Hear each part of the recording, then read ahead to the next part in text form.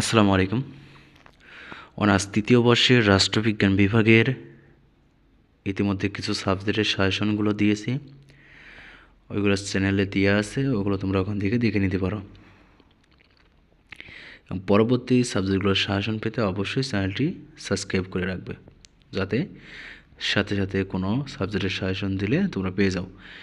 এখানে বলছে রাজনীতি অধ্যয়ন পদ্ধতি, এখানে খ এবং গ বিভাগের কিছু সাজেশন দেওয়া আছে। এই সাজেশন পড়লে এখান থেকে বাড়তি তোমাদের কোনো কোশ্চেন পড়তে হবে না।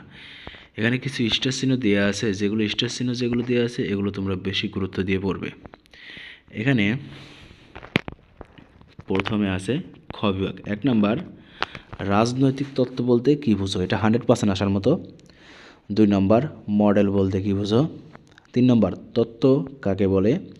4 নম্বর, 100% আসার মতো, মডেল ও তত্ত্বের পার্থক্য লিখো। 5 নম্বর, আদর্শবাদী ও অভিজ্ঞতাবাদী তত্ত্বের পার্থক্য লিখো।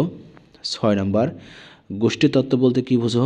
7 নম্বর, এলিট আবর্তন কাকে বলে? এটা 100% আসার মতো। 8 নম্বর, রাজনৈতিক ব্যবস্থা বলতে কী বুঝো? তারপরে 9 নম্বর, রাজনৈতিক ব্যবস্থার দাবি ও সমর্থন কাকে বলে?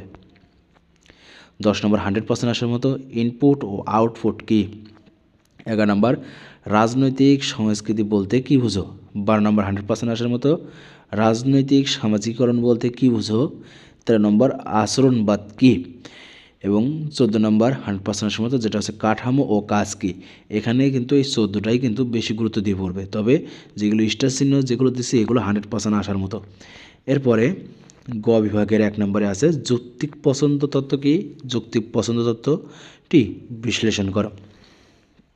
2 নম্বরটা 100% আসার মতো, হারবার্ট সাইমনের যৌক্তিক সিদ্ধান্ত তত্ত্ব ব্যাখ্যা করো। তারপরে 3 নম্বর, রাজনৈতিক উন্নয়নে সংকটসমূহ বাংলাদেশের প্রেক্ষাপটে আলোচনা করো।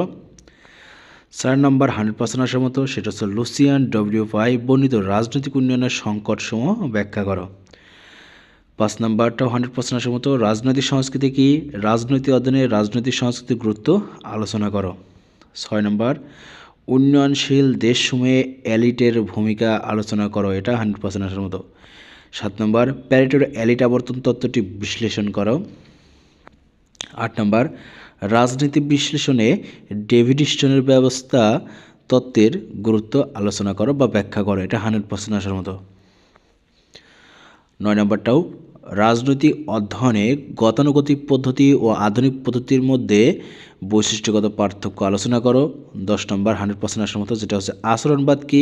আচরণবাদের বৈশিষ্ট্যসমূহ আলোচনা করো। 11 নম্বর, আধুনিক পদ্ধতির সংজ্ঞা দাও। আধুনিক পদ্ধতির উৎপত্তি বিকাশ আলোচনা করো। 12 নম্বর, অনুমিত সত্য ও সাধারণীকরণ বলতে কী বুঝো? উত্তম অনুমিত সত্যের বৈশিষ্ট্যসমূহ আলোচনা করো।